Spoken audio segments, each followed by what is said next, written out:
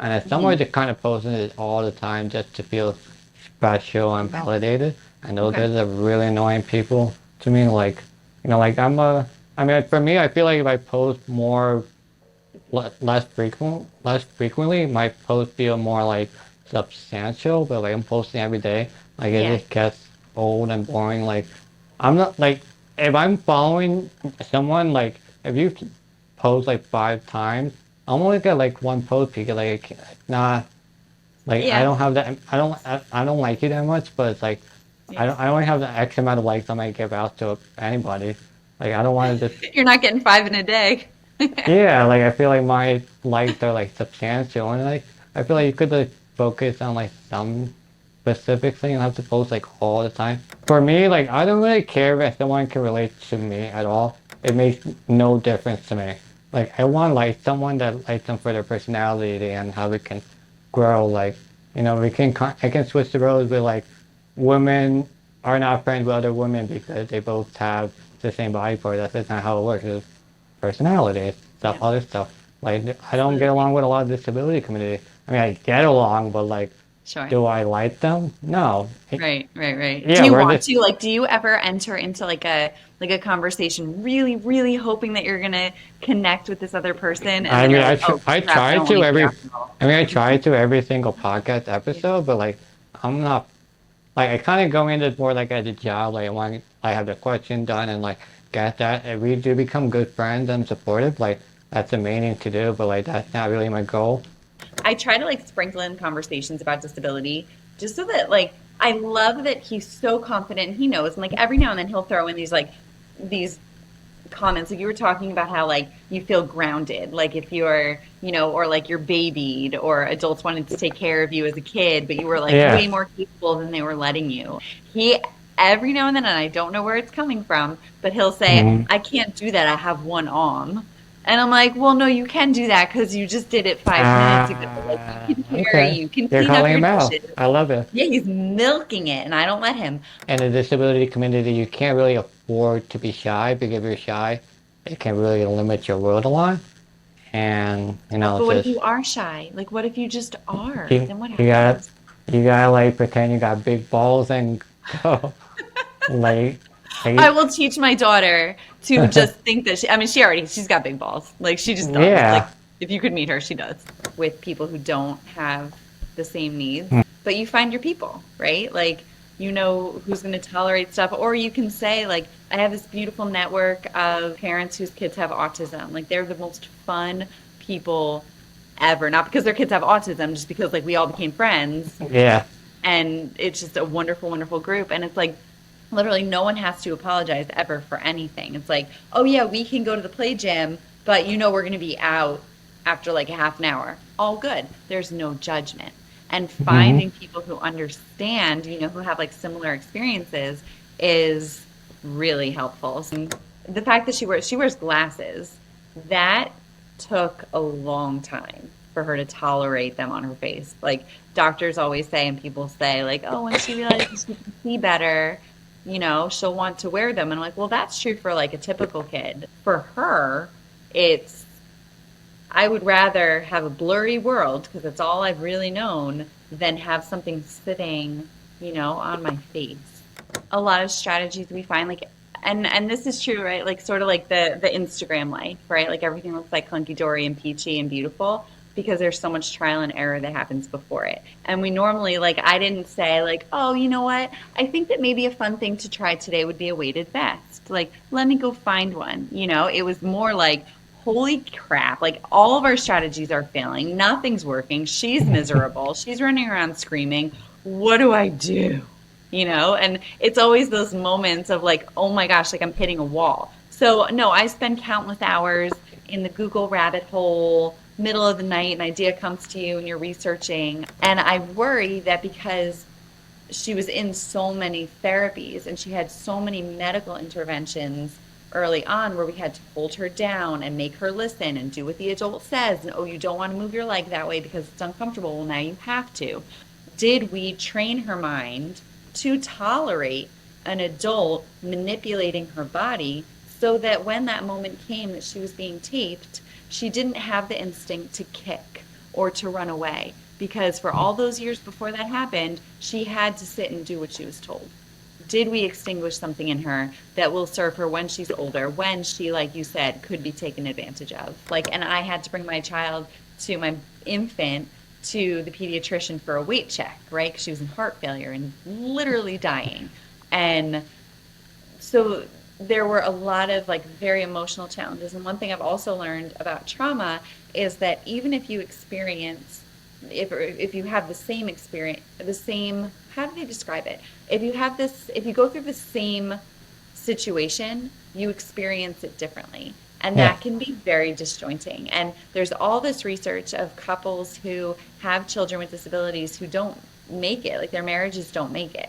Yeah. And also in knowing that, like, hell no, like, we're not going to be those people. Like, this is our Mm. family. So let's do this, you know? Yeah. So very early on, we didn't know for sure until about like 6, 7 months pregnant that we were even going to meet her.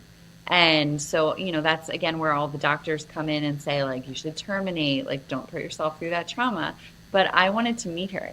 And even if I was only going to know her for a couple of weeks, like, I really wanted to meet my daughter. Like, I would have these like incredible dreams about her. And I needed to know her. I needed to hold her. Even if I was going to lose her, I needed to know her. My baby, has to leave early so that we can go to feeding therapy because like I really want her to learn how to swallow, like we just have very different needs, and in those different needs friendships didn't last, like Yeah. we're in two different places, and so that's sad because I felt like it was always us who were like trying to fit in, trying to fit in, and that's where finding other families who have like similar needs was like super helpful. Hello, welcome to my podcast, to Mics One JoeySooch. I am Joe Sooch, and I'll be giving my to Alina. Alina is a super mom. Not only does she have 2 kids with much different challenges, we got Henry with a congenital upper limb difference. We then got Hope who had Down syndrome. While that isn't challenging enough, she went and studied to receive an advanced graduate certificate. Let's start with your journey. I Well, mean, here's it's a question great. for you. If So as far as like sometimes, and I'm not saying this is right, I'm like sort of just like thinking about this like Yeah. as we talk, but if we're anti-inspiration porn, right? But you can, and to take the word exploit again, exploit the ableists. And because they liked your 1 million walkthroughs of your accessible home, then you end up getting some sort of influencer deal on your Instagram where now you get paid to post about something. And now you've benefited from all of these posts that seemed like nothing. Like in some way, you sort of got a job. Like I see that happen a lot too, where people are just like posting, posting, posting. And then because they have all these followers, now they have sponsors and now they're making money, which is like sort of cool too. Like not where Uh, I'm headed. I've I got like mean, 600 people, but I mean, I totally get it, but like most people are not. They're just like you can kind of tell.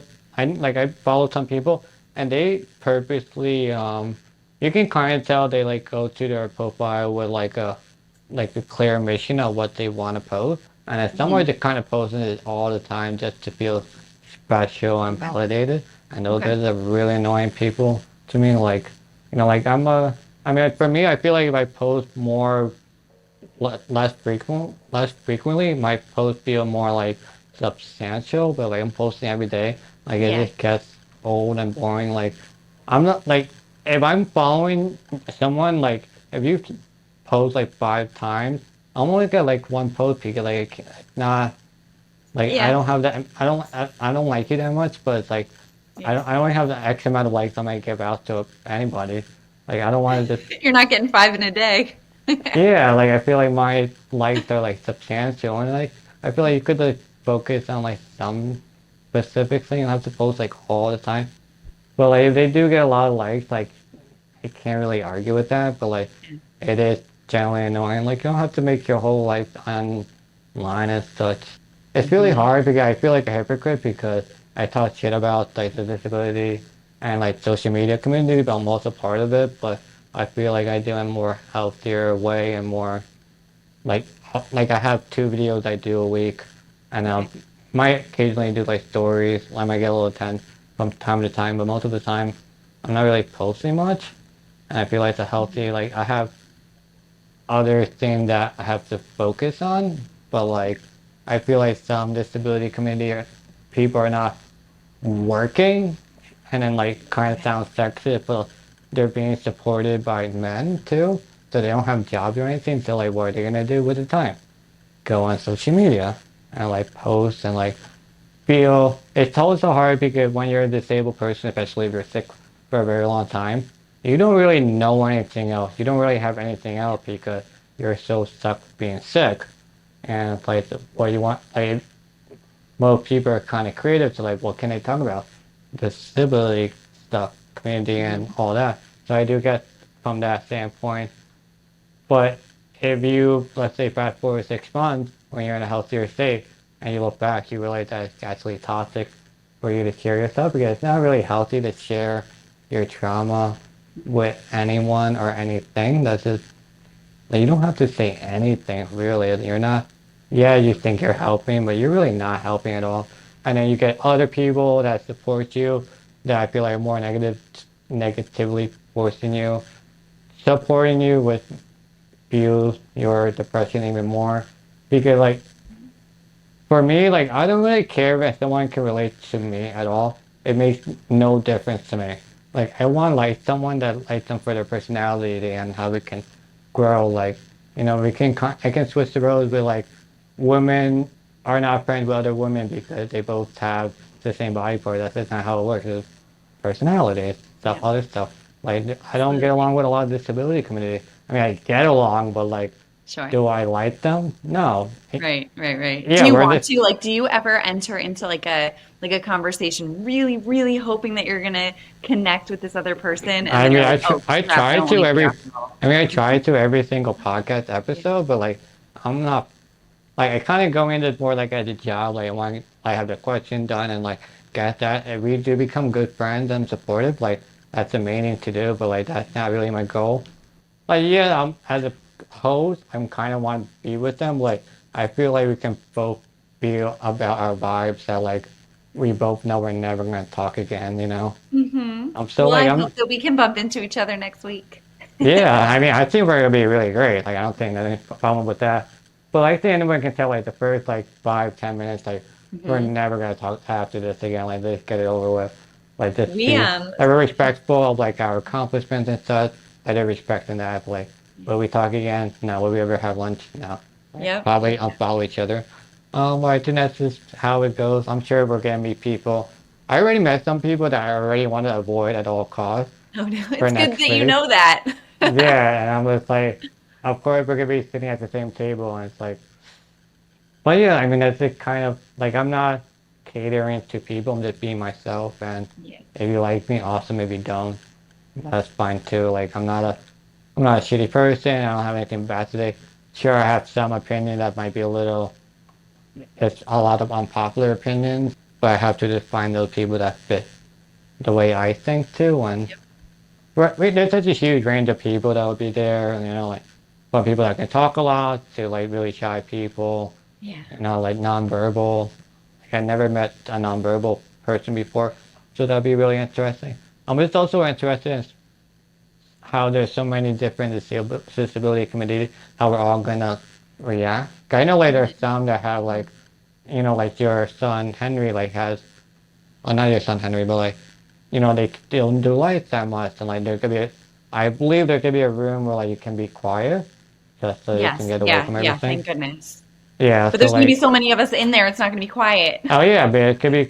I mean, I think it'd be great for like you because you're new, so you could be adults that could be in there. Because I already know one that's gonna be in there, and she's like 35-ish, like, and Hmm. that Hope looks it's a big totally room. normal. But I mean, it's gonna be great because everyone, I think, will help each other. So like, I can't help you because I'm just really disabled, so like I'm useless in that aspect. But if you ask other people to help you, I'm sure, like if Henry falls down the runway, like no one can like give you shit for Henry. it. Oh my gosh, if he gets to the runway, I'm so scared for him.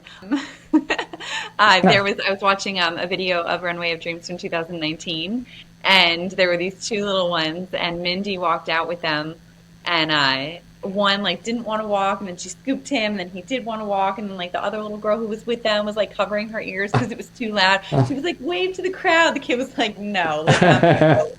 And Yeah. and it looked very forgiving and loving. So Yeah, that's so great. Like you the can like therapist. fuck up as many times as you want. Everyone just go with it. That's just the nature of and everyone knows about.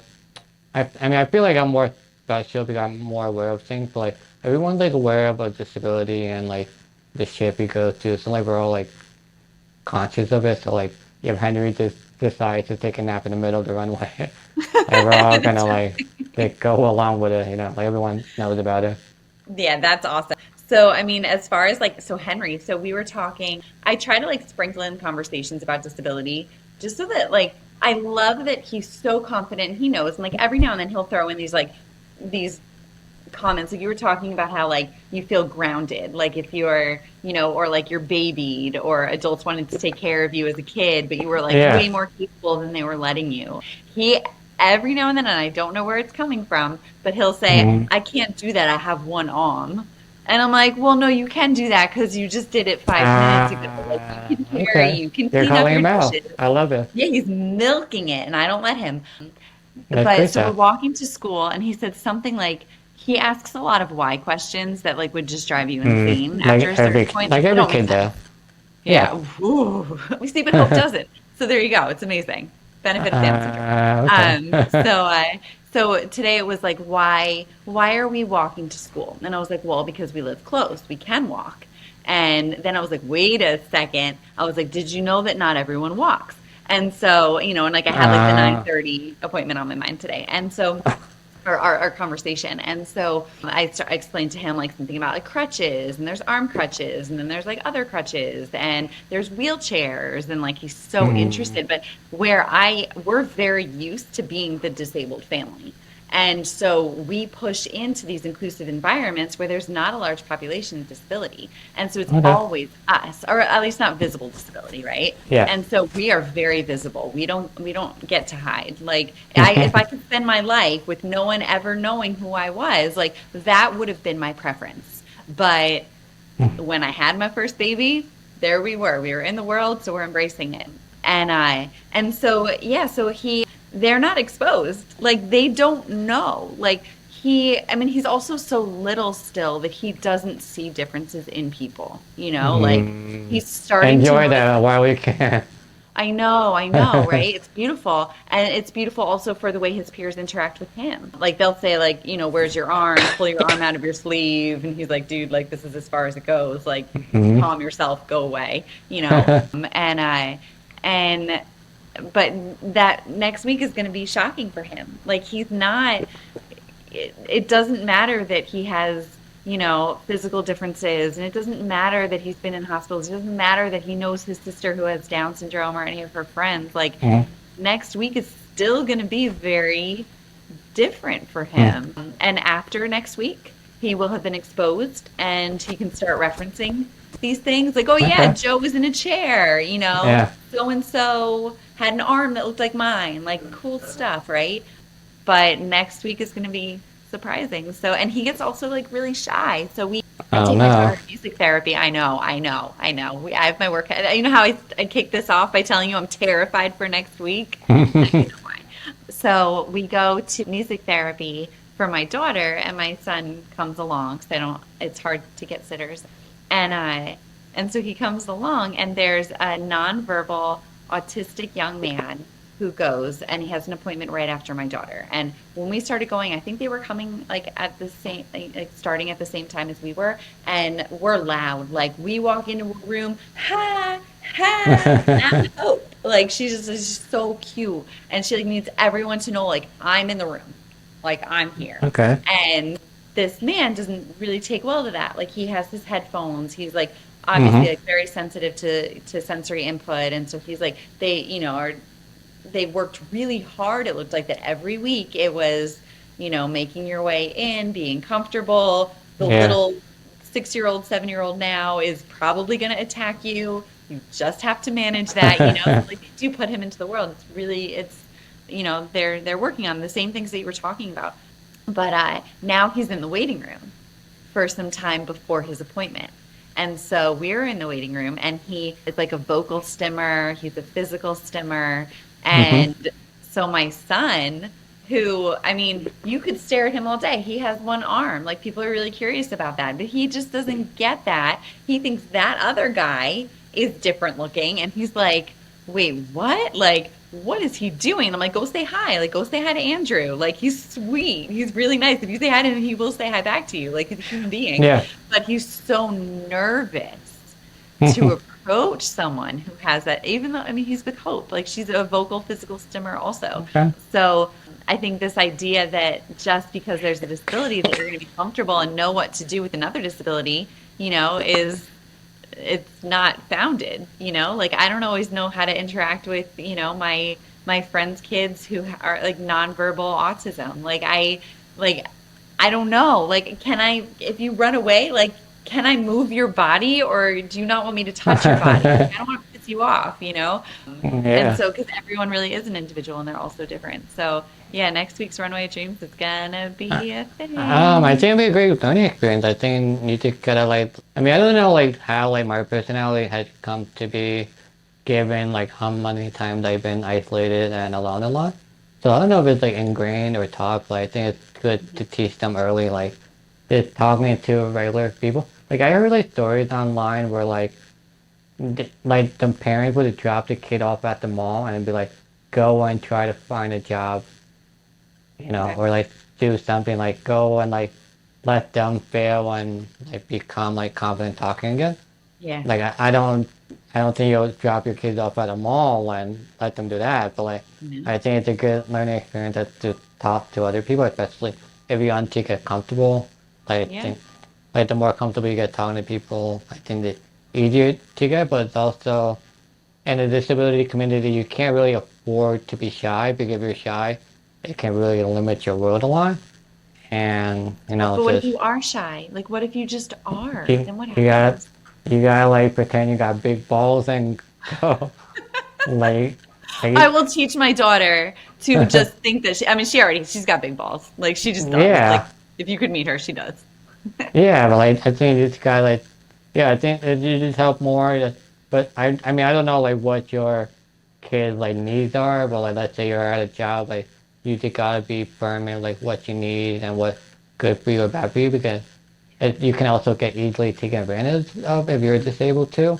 And the last thing you want them is just like I don't know, enter a bad relationship or get shitted on or something because they were just shy and like just accepting of everything.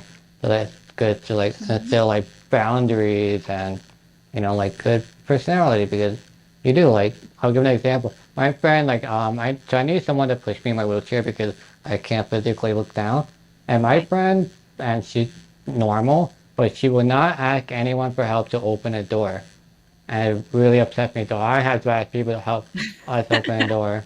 Because she was too shy to do it. Yeah, it's so Okay. bad. So like Okay. I'm like really like we're struggling here and it's Yep. like I'm awkward because I'm like I can't do anything, but it's like so bad, like and it's embarrassing and just but yeah, I mean she's 30 30 years old, so there's Yeah. no we can't help her anymore. She's No, old, she so is who she is. She sounds lovely, though. You yeah, keep her yeah. around for a reason. Yeah, you'll actually meet her next week. She's really awesome. Awesome. Um, Awesome. yeah, so when I came into the conversation, I thought Hope was going because I also know like she has That's hard. sensory processing disorder. So Hmm. like, how do you prepare your daughter for like the whole world, which is like full of noise and commotion and Yeah. uncontrollable? I think over the years, like, we've learned some strategies that work for us. So, like, I know that the Fourth of July parade would be a nightmare, and I only learned that Yeah, the hard way.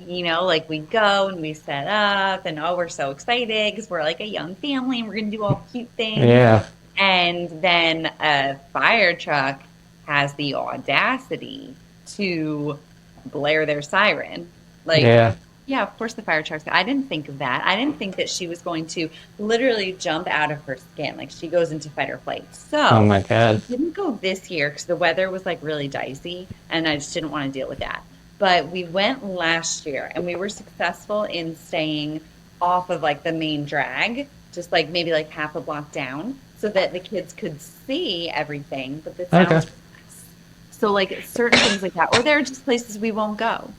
There are just things I won't do with people who don't have the same needs. Mm. But you find your people, right? Like you know who's going to tolerate stuff, or you can say like I have this beautiful network of parents whose kids have autism. Like they're the most fun people ever. Not because their kids have autism, just because like we all became friends Yeah.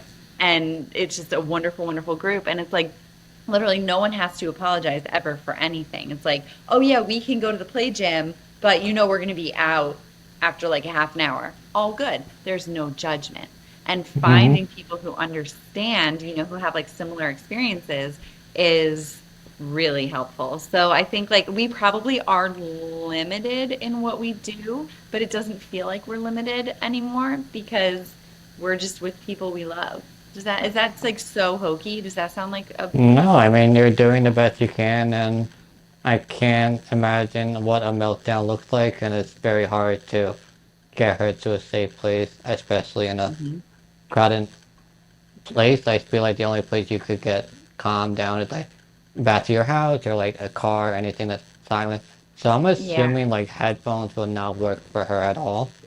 Mm-mm. No, which is so unfortunate because now she is starting to say, that's Mm, loud, that's loud. It's so cute. That's loud. no.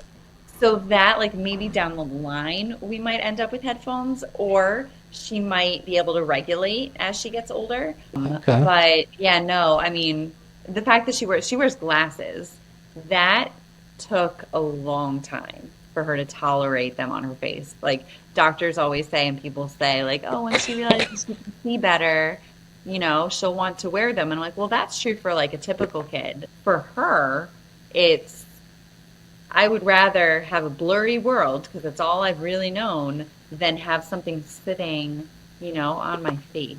So there's always like when it comes to like advocating for your kids, it's always like knowing those little differences. And it makes us Yeah. sound like crazy people. Like some of Yeah. the things You're that a I little have to crazy. say and do, a little crazy. Okay, a little crazy. That only came across like an hour and a half later. That's good. I made it an hour and a half. Yeah. Um, and yeah, so taking her places can be tricky. We did go to Disney World though in Whoa, okay. That's huge. February. I know that was gutsy. We did disability access services. We cut all the lines, and Mm. we separated our day. So like for example, in the morning we made the kids walk because we're very mean parents and we weren't waiting in the stroller line. Mm. And then as like they started to tuck her out, we'd get the stroller when the line was gone. You could just like pop over, grab the stroller, throw them in like around like lunchtime. And then every Okay. afternoon we made sure we were back at the hotel for like quiet, calm time. So like a Hmm. lot of parents like they want to, maximize the time. It is such an expensive trip that you want to Yeah. use every minute Yeah. out of it. But I never wanted to be the family who left Disney World needing a vacation to recover from Disney World.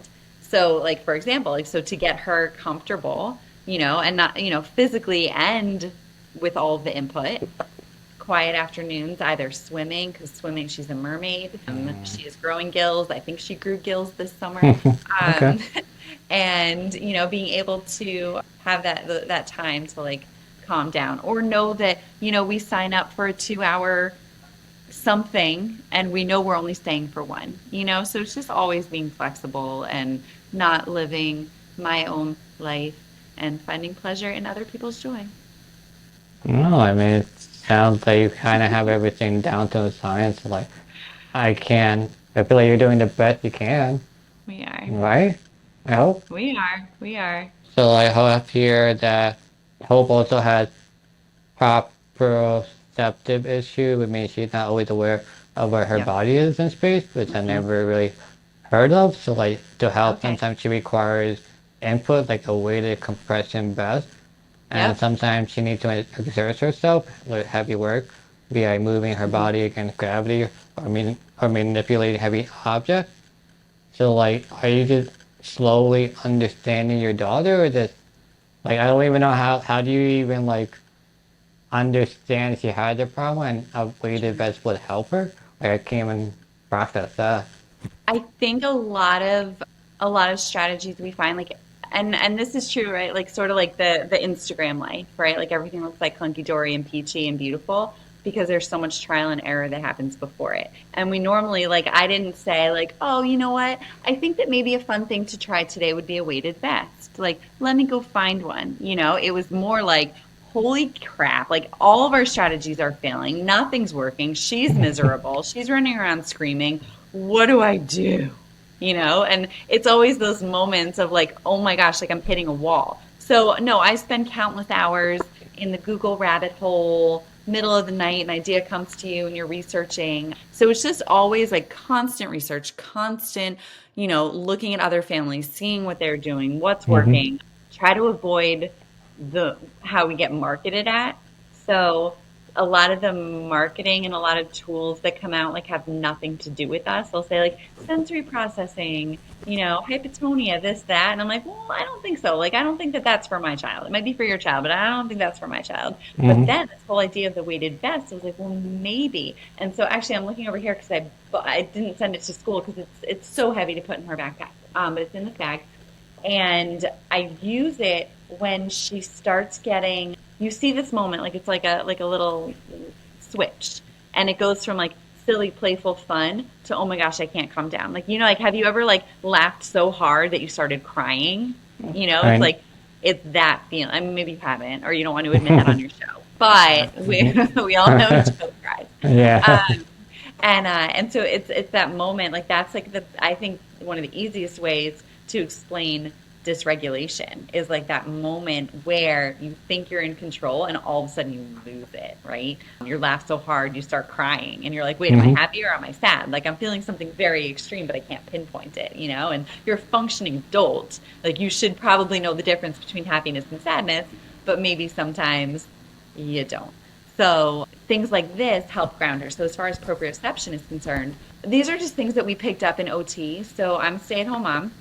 So all of her therapies, like some families figure out how to do therapies through daycare or like send Hmm. early intervention to daycare, or they'll, you know, sort of condense everything for a weekend or for hours where they're not working if they have a more flexible schedule. I had a very flexible schedule and she was my firstborn. So I was at all her therapies. I was in all these conversations. Every way that I play with my daughter has always been therapeutic. It's the only way I know how to play with a child. If a little baby is sitting, I feel just motivated to like put my hands on their abdomen and make sure that they're engaging their core muscles. Like that's just I don't mean to. I Hmm. just that's how I play, that's how I learned, and that's what we do. Kids don't know that you're handling them therapeutically, but I just cannot help Oh, myself. yeah. Um, and so these are just things that we picked up along the way that you know had the amazing benefit of being able to work so frequently with very knowledgeable people, you know, who like knew the research, knew how to, you know, get her to her best place possible physically. Although I will say, and this is maybe a conversation for another time, but in our experience, I think that there's not enough self-advocacy that's taught from such an early age. If a little kid who, let's say they can walk, they just learned how to walk, Hmm. and they don't want to get in the bath, they can advocate for themselves. They can make their own decision to run away, right? Like that's empowering. Is it a Yeah. little bit naughty? Probably. But is it developmentally like a good sign of, you know, I don't want to take a bath, you can't make me. Like what a beautiful thing that you never want to stifle Mm. in your child. So how do you mold it as opposed to extinguishing it? And I worry that because she was in so many therapies and she had so many medical interventions early on where we had to hold her down and make her listen and do what the adult says. And oh, you don't want to move your leg that way because it's uncomfortable. Well, now you have to. Did we train her mind to tolerate an adult manipulating her body so that when that moment came that she was being taped, she didn't have the instinct to kick or to run away? Because for all those years before that happened, she had to sit and do what she was told. Did we extinguish something in her that will serve her when she's older, when she, like you said, could be taken advantage of? That's a really Mindful of these smart little thing. ones. I think I I mean I'm not a parent. I hope I'm not a hidden dad, a saboteur running around out there. But like I think it's always easy to say like before parents like, oh, I'm never gonna have my child on my iPad and like we're gonna do all these things and when you're a parent like a lot changes. Like like sometimes you need an hour break, so you give them the iPad and whatever. Just so it's interesting to hear you say, because so you have a child with Down syndrome, and you can't really. It's a very difficult situation because you can't, like, you want to teach them like boundaries and like real social norms, like you can't yell and kick and whatever. Hmm. But you're also dealing with a daughter that's not aware of what's happening either, and Hmm. I just don't know how. I feel like it's very difficult to teach them. Like, it is something that you can teach them, like to not kick, or it's something you have to just embrace of them too, because like sometimes like you see in the restaurants, it's like kids are yelling, and it's like, it is because it's a bad parent, or is it the child really can't be controlled? And it's Yeah. like, it's, do you know, can you understand if it's something that you can teach your child to, like, let's say, not kick, or is it something like it's just like she has to kick and like that's just part of her DNA? Yeah, so I think that it really depends on the kid.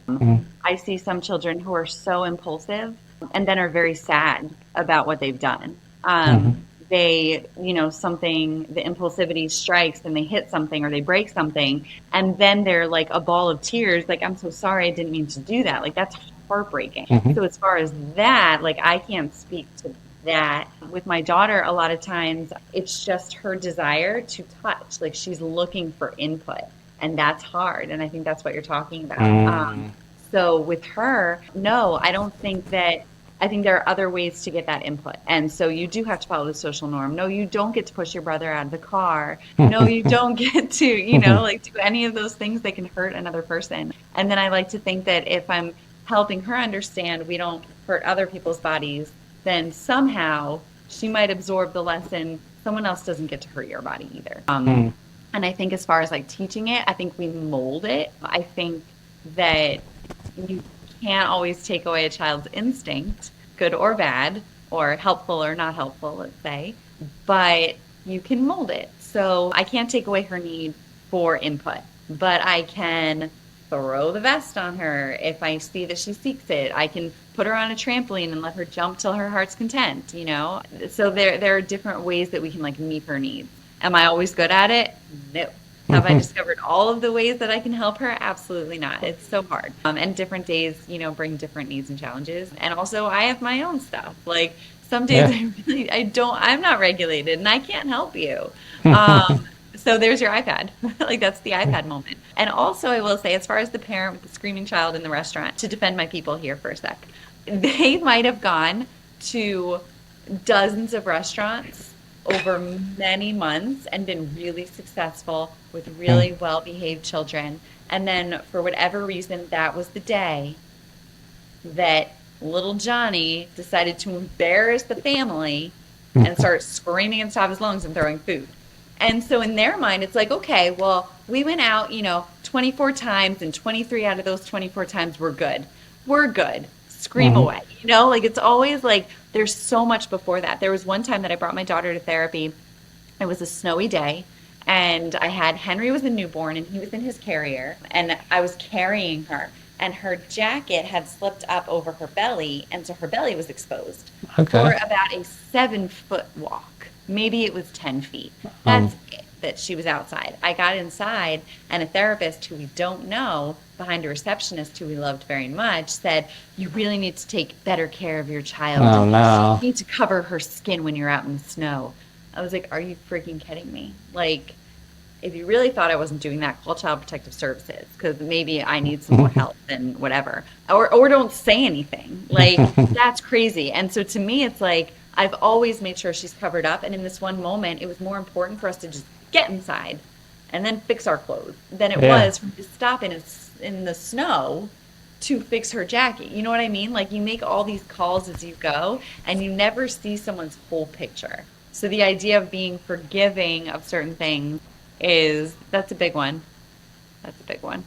We're definitely, I mean, we're wanderers in restaurants. Like she will go up to your table and check out your French fries. Like it's just that's just where And we're at right now. And I know in a year it'll get better, you know? okay, I mean, we've been talking about your kids a lot, but I want to talk about you and your husband. So, like, are you guys like okay? Are you feel like you're experiencing burnout since you're dealing with so much newness to everything. And like I know you got your degree and that's a lot, and then you also got COVID and the flu and all these other things. So like, how are you guys like handling yourself? Like, have you made time so you can be alone together and be yourself too? Just a break from it for a while.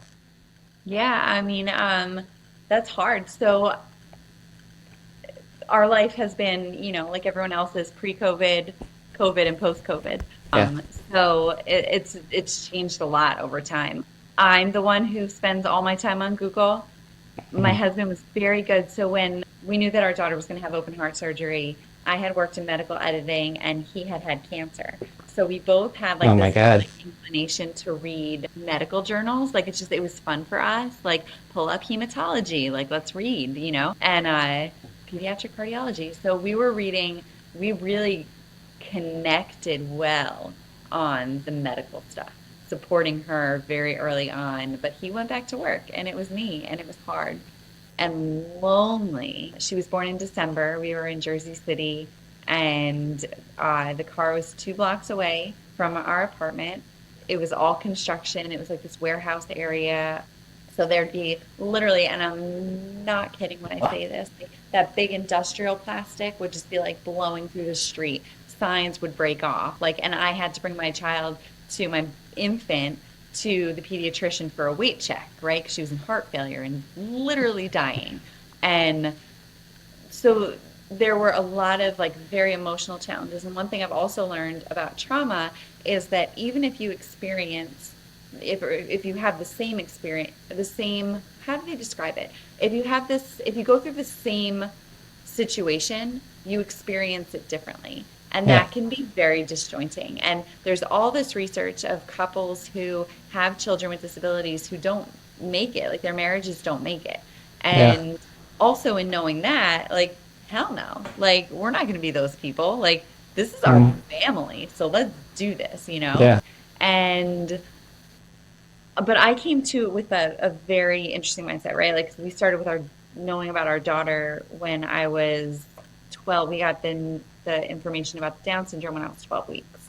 And then we learned about the heart when she was 16 week, when I was pregnant, I mean.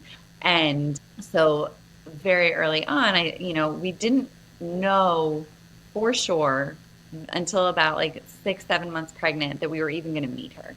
And so, that's again where all the doctors come in and say, like, you should terminate, like, don't put yourself through that trauma. But I wanted to meet her. And even if I was only going to know her for a couple of weeks, like, I really wanted to meet my daughter. Like, I would have these, like, incredible dreams about her. And I needed to know her. I needed to hold her. Even if I was going to lose her, I needed to know her. And men don't get pregnant. You guys don't have the hormones. Like, you don't have the experience. You don't feel all the little movements. You don't share your sleep and your meals and your energy with another person, right? So it's different. Yeah. So he's always been very loving and understanding of what I was experiencing and defaulted to me a lot on what we were going to do, how we were going to do things. He's a very intelligent, loving man who saw that there was going to be no changing my mind about anything when it came to our daughter. So he was good and he let Yeah. me make some decisions. And so pre-COVID, it was like us and the babies, and he was able to take off for surgeries and things like that. But then, back to work. Finding sitters was always so hard. That's where I think therapy was really helpful. So early intervention. We had amazing insurance. So we did a lot of outpatient therapies too, like speech, OT, PT. And that was, I think, how I got my social connections when she was born, because there was like the shakeup among parents, right? So like we're all Hmm. having babies at the same time, but your baby is running around the playground and my baby, has to leave early so that we can go to feeding therapy because like I really want her to learn how to swallow, like we just have very different needs, and in those different needs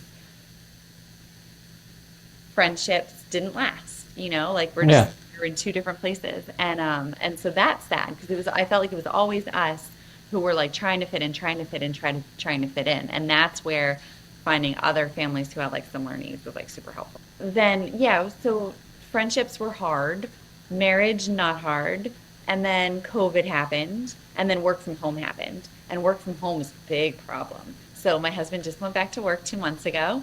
And so Mm. we're really excited for him. And I'm, back in control of my literal my mothership. So yeah, so I mean, is there tension? I guess so, but again, we never had non-disabled kids. We never didn't have infant surgery. We didn't have these other experiences. So I got married when I was pregnant.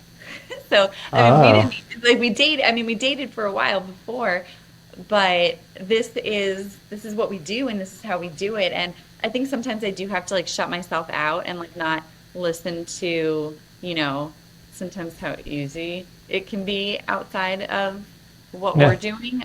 But this is just us, and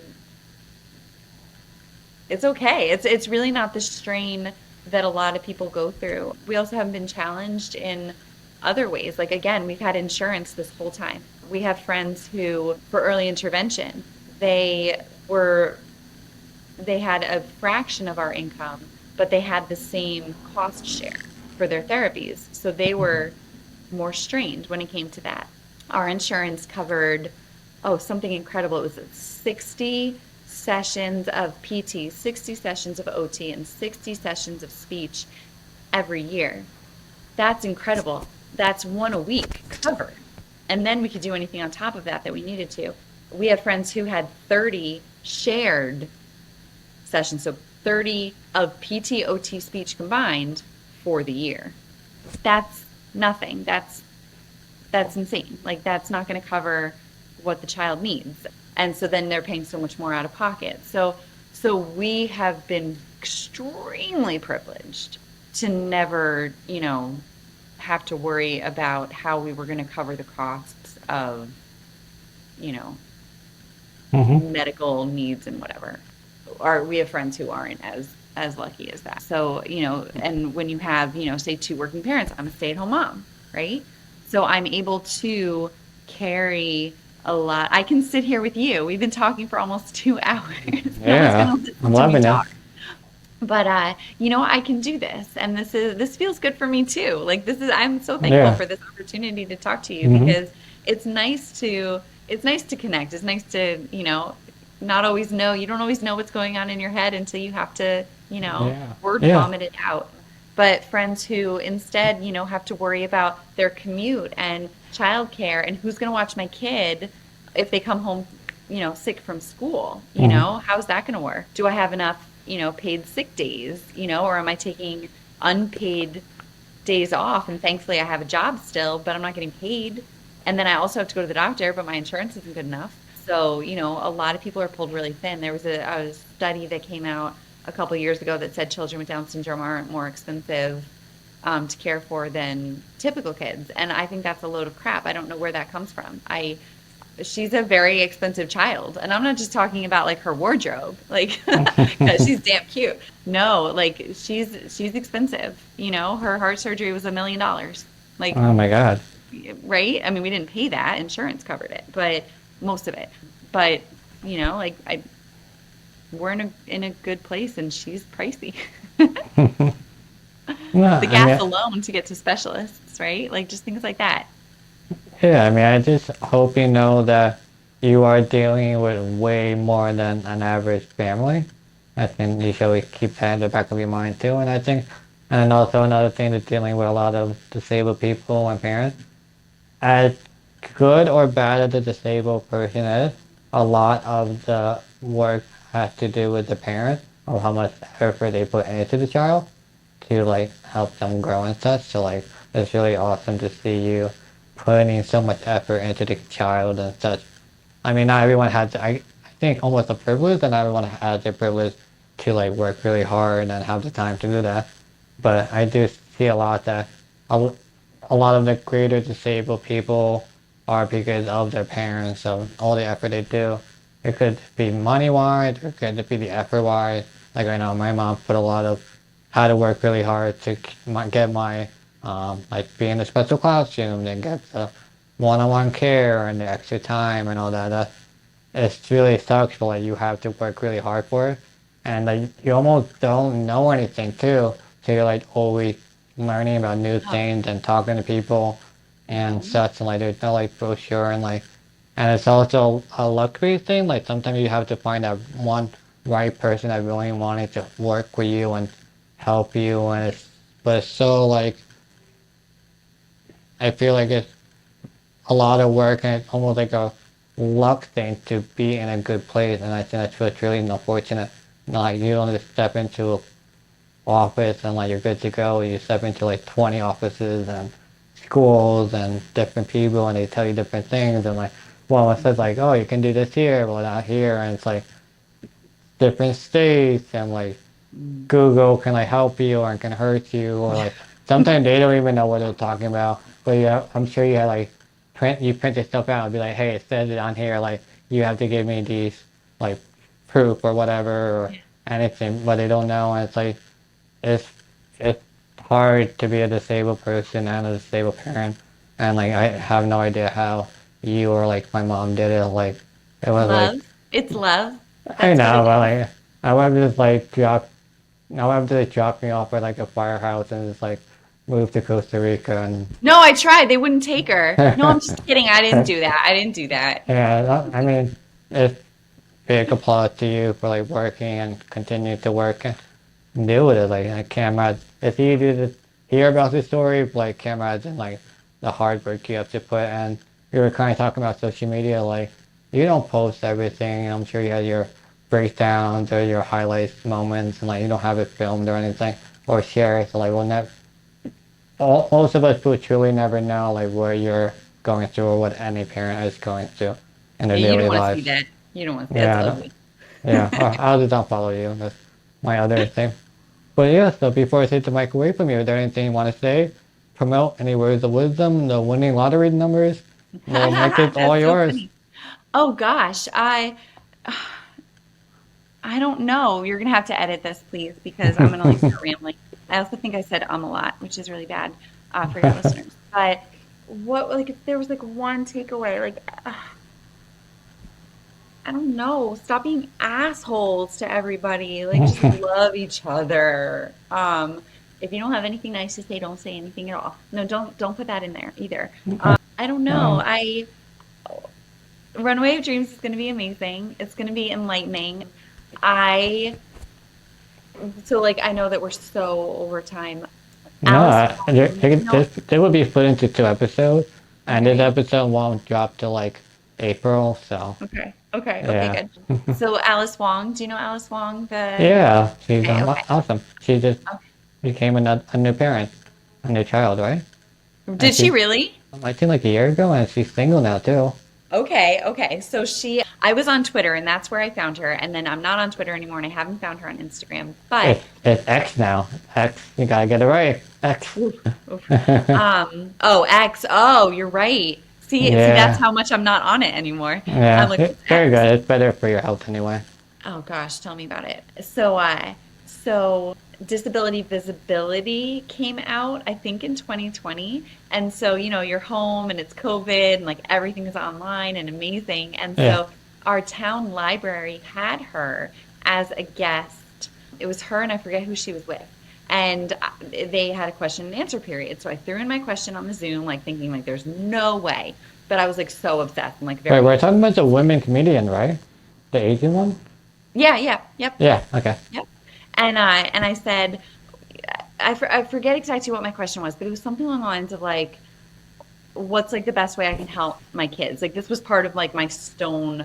This had to have been after the taping because I was turning over the stones, right? Like trying to Yeah. figure out like what am I missing? Like as a non-disabled person, able-bodied person, like what am I missing in raising my children? And so she said, become friends with a disabled person. And I was like, oh. Hello. How? How? Like, that sounds really contrived. Like, I'm just gonna like go out and be like, hey, anybody want to be friends with me? Like, I can hardly make friends to begin with. Like, now I have to start categorizing like who they are. But it was like really interesting the way she said that because what it did do for me was I didn't take that advice, and I don't even know. Like, she's a sarcastic, funny person. Like, maybe she didn't even mean it, you know, maybe it was like a metaphor or something, I don't know. But the way I sort of took it was like, holy shit, I don't see anybody with disabilities. Like maybe Hmm. there's invisible disabilities that I'm missing, which I'm sure happens all the time. But like as far as like where is everybody in town? Like why is my kid not going to school with anyone who is in crutches or in a wheelchair or has an insulin pump or whatever it is? Like where are these kids? And I know where they are, and they're all being shipped off to different schools. As far as, my experience, where do I go? Like, do I go to places that are accessible? Or am I only visiting places that aren't because that's just easy and I don't have to think about it? What are we missing? Like why can't I just bump into somebody who has a visible disability? Like where is everybody? Like you're all online. Like everyone's online. Like where are the human beings, And so that really got me thinking of like we need exposure, exposure, exposure, exposure. Like my kids get to go to school. My kids get to, go to the restaurant and do all these things so that it doesn't become friends with someone with a disability. It's just, oh yeah, no, my friend has a disability. Like whatever, not a big deal, right? Does that make sense? Does that sound ridiculous? Am I ableist right now? I mean, I'm disabled and I don't really see much disabled people. I mean, it's kind of good because like they're just around, like they're not judging themselves, they're just being normal people. Yeah, To me, I feel like the best advocates are the ones that actually doing nothing, like they're going out in the living. world. Not nothing in terms of like, I say nothing really in like advocacy, like they're more just, they wake up, they do their normal thing, they go get a job, they're in a relationship, they're doing like nothing showcasing that they're disabled, they're just going their life, they go to the gym, whatever, they're not putting on social media and stuff. So I feel like those are the best advocates. Because at the end of the day, that's kind of what an Yeah. adult is. Like you're just doing normal things. Like you don't have to.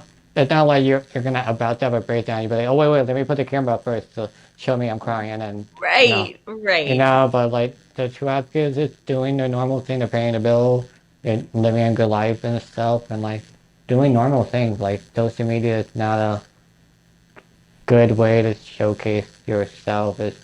I feel like I feel like if you're an insecure disabled person and you follow other disabled people, it hurts you more because you see more of the negativity about it, and it gives you this notion like you don't want to go out because like there's all this negativity. But like I go out myself, and yeah, I occasionally get into some bullshit, but like it's not as bad as it seems. But like I'm I'm privileged in myself, that I'm secure in myself, and I'm stubborn in myself, that I will go out and just deal with the bullshit. But some people that have more anxiety and less self-esteem, like they're gonna see it and like don't want to deal with it because they can avoid it. They're gonna avoid it, and like it's not as bad as it seems. And the thing is that the more you seclude yourself, Yeah. the worse it becomes. So it's kind of like when we were talking about COVID, like it gets that, and then when you go back into the world, it gets even harder because you don't want to get hurt again because it feels great. And it's like, Mhm. yeah, but you gotta put yourself out there,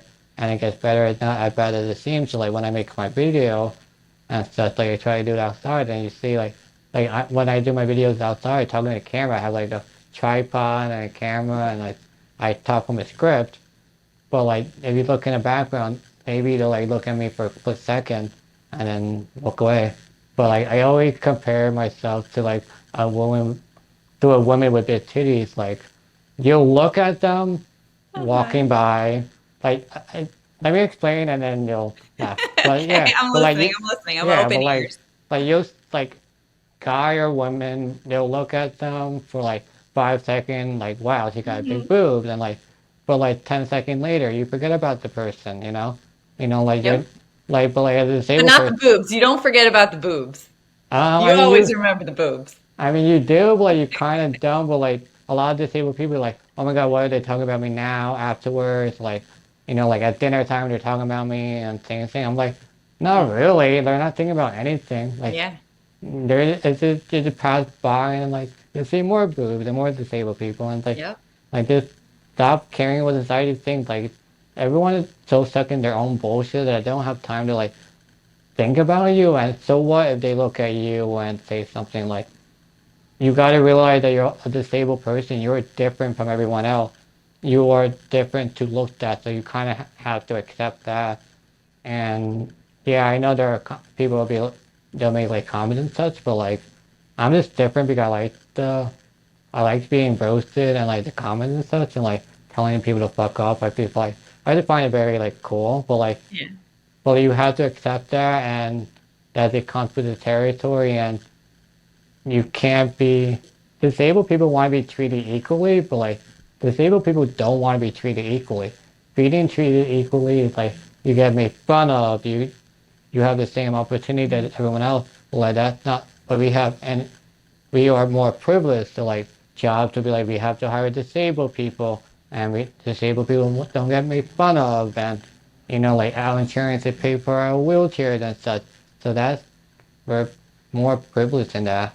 And, like I do get that they should pay for like wheelchairs and such, but like I don't think we realize how more privileged we are about it.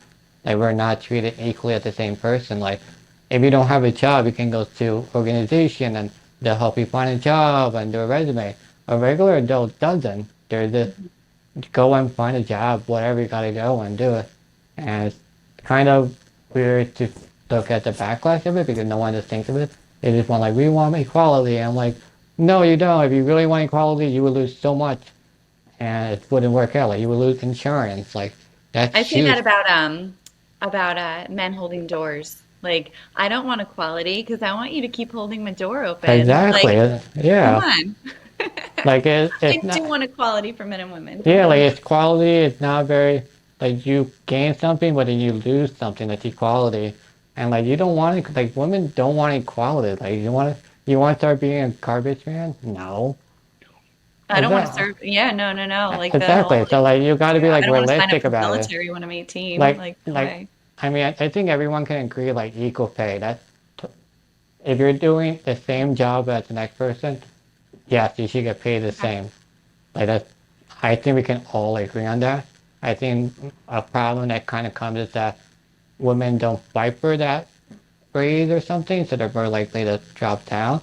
And like women have to like push themselves to do it. Because like men will fight for like Hmm. everything.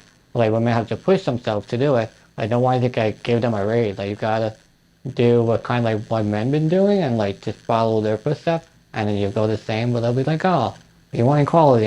You don't want equality because it's gonna hurt you more. Like, do you want free drinks at the bar? No? Okay, so that's equality. So you pay for your own See, drink. see, And then they're open gonna the be door like, and buy me oh a wait, drink. no, that's not what I wanted. So like, no, but like, this is All about right. this Well, I'm is not prepared to speak on feminism right now. So, no, I mean this is about disability.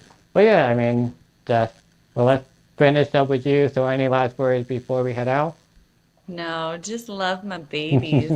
Leave my babies alone. No, I think Runaway of Dreams is going to be fantastic next week. I hope that, everyone is excited about it, that they embrace it. We need more adaptive clothing because my 5-year-old needs to get dressed. Mm, Um, and no, I just, let us in the door. Now don't make Joe an equal, but um, um, care more. I don't know. No, I'm not saying any of the right things right now. No, there's nothing I need to sign off on.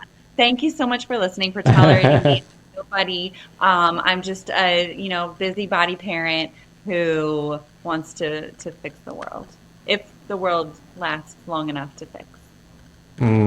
okay. That's great words. Thank you so much for doing major time activities. Thank you everyone for listening and watching, and I'll see everyone next time.